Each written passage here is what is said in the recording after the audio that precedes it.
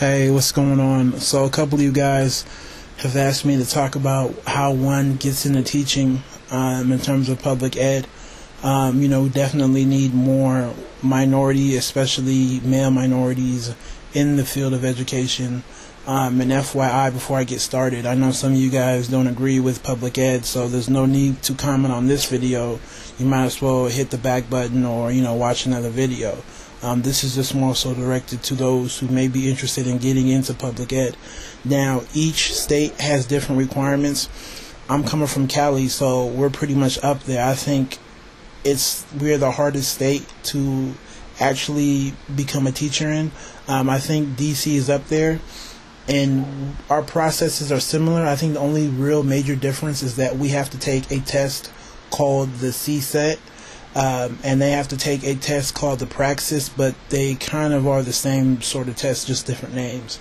So I'm going to tell you what's going on in Southern Cali, and I'm more than likely sure that, it will cover anybody in any other state. First of all, you need your BA or your BS, and then you need a credential. Now, a credential is considered an undergraduate program, so certain people graduate and they stay a fifth year and they graduate with their BA or BS and a credential, or you can graduate then go back to school and get your credential.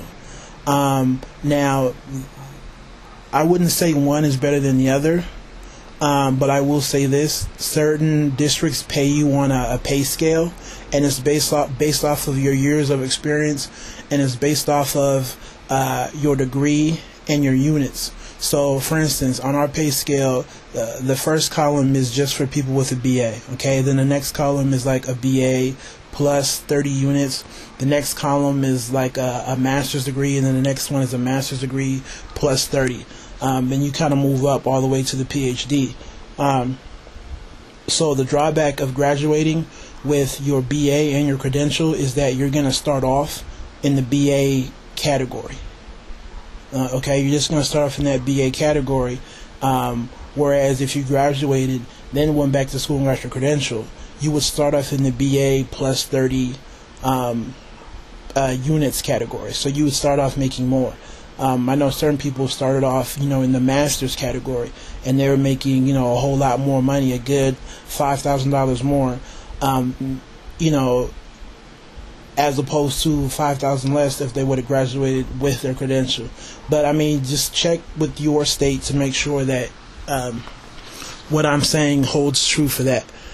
So that's what you need. And the credential process, to be real with you, can be easy and it can be hard. It is about reputation as well. So if you're getting into a program that's known to be easy, that may not help you out. Okay, because the local schools like to choose teachers that come from schools where they know that you're really getting trained.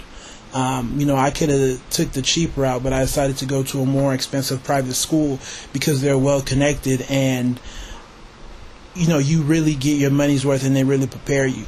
As opposed to other places where it's kind of, you work on your own and, you check in every now and then. Here, they really walk you through the process. In the credential process, it's just classes, fieldwork, observation, student teaching. Okay, that's what it's composed of.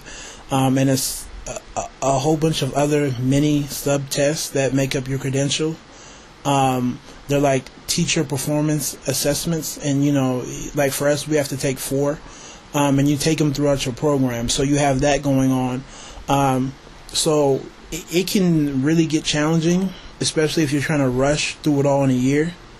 Okay, that's why I recommend you at least take 1.5 years or 2 years to get it done, because it is a lot of work, and once you start doing the field work and the student teaching, you're pretty much teaching full time for, however long they say you have to do it for. So it takes up a lot of time. So I couldn't imagine somebody trying to rush through it and get through it in a year.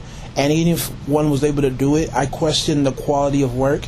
So if you're trying to get hired by a district, they're going to look at the fact that you got through it in a year, and that may hurt you if you're going up against somebody who took 2 years to do it, and they have more of a beefy type of resume in terms of what they did to show you. Okay, because if you get through it in a year, you're going to be missing out on a whole bunch of stuff. Okay, and they're not going to be sure if you're ready.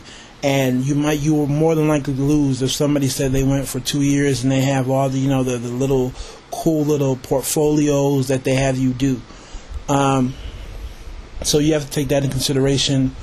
Now, when you start your credential program, you have two choices, almost a third one as well, and that almost third one is special education. Now, it depends on how your state does it, but special education is kind of separate, and then you have a single subject credential where you only teach one subject, and typically most middle and high school teachers are single subject because you only teach one class.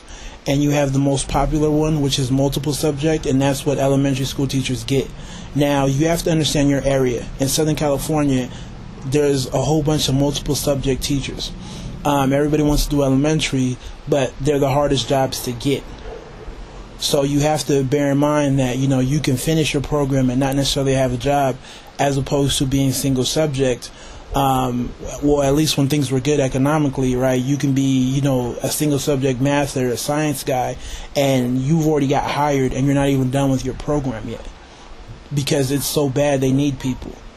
Now, single subjects credentials can be a little bit harder to get if you didn't major in what you want to teach. So, for instance, I was a social major, but I got a credential in math. Okay, what does that mean? Well, it was a whole lot tougher for me because we have to take a test. Remember, I told you guys about the CSET in the beginning of the video to prove that we know what we're doing. Okay, now if you would say I was a math major, they would have waived the requirement for me to take that test because I was a math major. I'm more than proficient to teach teach any sort of math topic that I would be teaching in high school. So, the schools in the district is okay. You're right, they know I know my stuff. But because I'm a social major, they question my ability. So I have to take that test. And that can be tough because they're going to ask you college level type of math, not what they're going to be learning in school. But they're going to ask you questions on the test as if you were in college. Same thing for bio. That's why there's always a shortage of math and science teachers. Everybody talks about we need more math and science. Well, most people in college who major in math and science don't do teaching. They do other things, maybe, medical school or engineering. They don't really do teaching. So you have people like myself who didn't major in, some sort of science or math who have to really buckle down and study for a test that was, kind of meant for a math or a bio major to take. And the same can be said for English and history. So that is kind of the con. That's why, like I said, we always have a shortage of math and science teachers. Because it is kind of hard to pass that test because the test that you take isn't reflective of what you're going to be teaching. Right, what you're going to be teaching in schools, that's easy. Most people can pass it if they're interested in teaching, but what they ask you, man, I know some people who still haven't passed, and they're losing hope because, it can be that hard. But, there are different organizations and different programs within your own program that will help you. You just have to really be on it, and you can't wait till the last second. So if you want to teach something that you didn't major in, I highly suggest that you understand what the test looks like, what's going to be on it, and start studying as soon as possible because they do have workshops that you can go to that will help you pass. And what else? And I think that's pretty much it. Yeah, I think I've covered everything. Just understand your area because certain areas may have a overabundance of a certain type of teacher, and they may be struggling. For instance, in Southern California, if you are a single subject history guy, you're really struggling because a lot of history majors in college teach history. They don't go off and do something else. So if you're a history major, for sure you want to be a history teacher. So there's an overabundance, and so it's harder to find work. Same thing with English. If you're an English major, chances are you want to be an English teacher or professor. Okay, so your degree was meant for you to get into teaching, so work is going to be harder. as opposed to math or science, where most people who majored in math and science don't get into teaching. So that's, once again, why we have a shortage of math and science, but we tend to have an overabundance of history and English and, Spanish and different other foreign languages, because what you can really only do with those type of degrees is teach. So once again, there's a lot to consider. I know I kind of packed up a whole bunch of stuff in an 11-minute video, but hopefully you guys can, digest what I've said. If you have any questions, you can holler at me. Take it easy. God bless.